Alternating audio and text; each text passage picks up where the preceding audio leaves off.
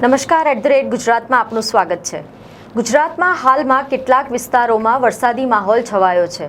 રાજ્યના અનેક વિસ્તારોમાં વરસાદ મન મૂકીને વરસી રહ્યો છે, જ્યારે કેટલાક વિસ્તારોમાં બફારા અને તાપનું પ્રમાણ ઊંચું જઈ રહ્યું છે। પરંતુ હવે તો ગુજરાતમાં વરસાદ ભૂકા બોલાવશે તેવી આગાહી સામે આવી છે, જેમાં હવે હવામાન વિભાગ તેમજ હવામાન નિષ્ણાંત અંબાલાલ પટેલ દ્વારા વ્યક્ત કરવામાં આવી છે। એટલે કે રાજ્યમાં હવે આગામી દિવસોમાં મેઘરાજાની તોફાની બેટિંગ જોવા મળશે। તો ચાલો જાણીએ કે આગામી દિવસોમાં રાજ્યના કયા કયા વિસ્તારોમાં ભારે વરસાદ પડશે, તેમજ હવામાન વિભાગ અને હવામાન નિષ્ણાંત દ્વારા શું કહેવામાં આવ્યું છે, કેવી આગાહી કરવામાં આવી છે તે જાણીએ। તો સૌપ્રથમ તમને જણાવી દઈએ, મીડિયા રિપોર્ટ મુજબ હવામાન વિભાગના બુલેટિન પ્રમાણે 24 જુલાઈએ પણ આ તમામ જિલ્લાઓમાં છૂટાછવાયા સ્થળોએ હળવેથી મધ્યમ વરસાદ પડી શકે છે। 25 જુલાઈએ નવસારી, વલસાડ, દમણ, દાદરાનગર હવેલી અને કેટલીક જગ્યાઓએ ભારે વરસાદ પડી શકે તેવી હવામાન વિભાગની આગાહી છે, જ્યારે બાકીના વિસ્તારો એટલે કે બનાસકાંઠા, પાટણ, મહેસાણા, સાબરકાંઠા, ગાંધીનગર, અરવલ્લી, ખેડા, અમદાવાદ, આણંદ, પંચમહાલ, દાહોદ અને મહીસાગર જિલ્લામાં છૂટાછવાયા સ્થળે હળવો વરસાદ પડી શકે છે।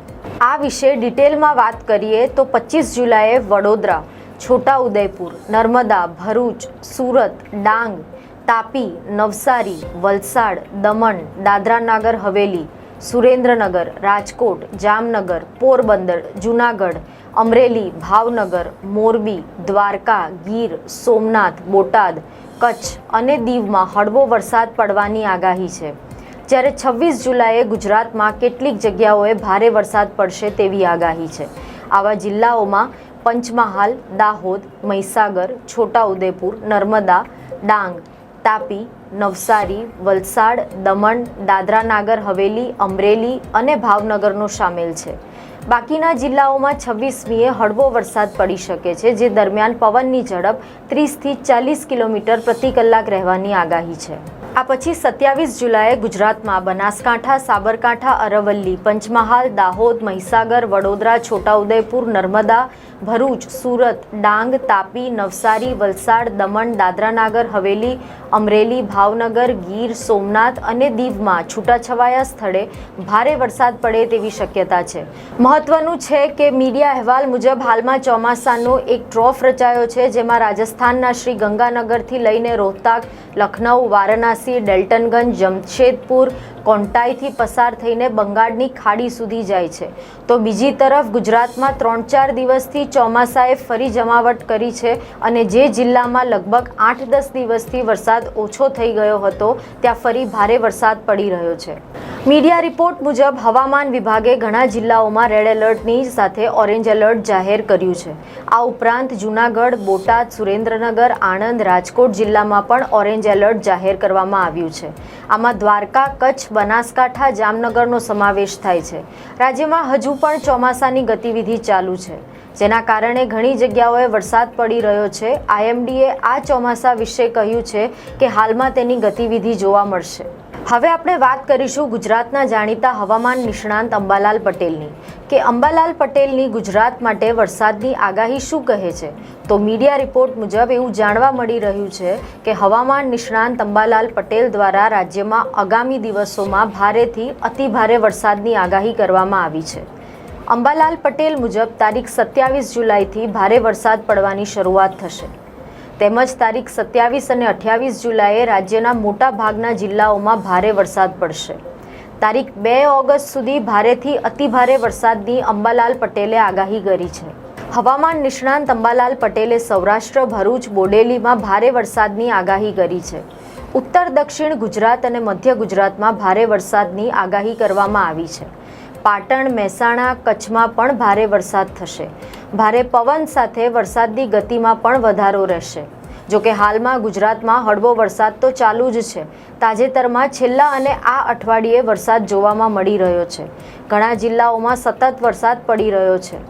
રાજ્યમાં સતત વરસાદના કારણે ઘણી જગ્યાઓએ પાણી ભરાઈ ગયા છે। ઘણા ડેમ પણ છલકાઈ ગયા છે। તો દક્ષિણ ગુજરાત અને સૌરાષ્ટ્રમાં પણ મેઘરાજા ધમાકેદાર બેટિંગ કરશે તેવી અંબાલાલ પટેલે આગાહી આપી।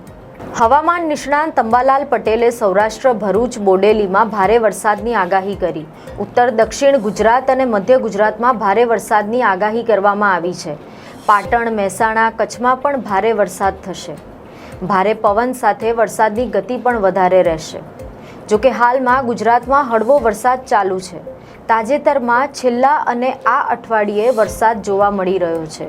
ઘણા જિલ્લાઓમાં સતત વરસાદ પડી રહ્યો છે. રાજ્યમાં સતત વરસાદને કારણે ઘણી જગ્યાઓએ પાણી ભરાઈ ગયા છે.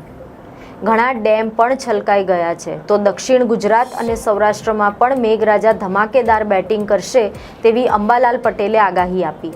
તેમજ 26 થી 30 સુધીમાં નર્મદા નદીમાં જળસ્તર વધશે અને નદી બે કાંઠે વહેતી થશે. જ્યારે 27 તારીખથી ભારે પવન સાથે વરસાદ વરસવાની શક્યતા વ્યક્ત કરી છે.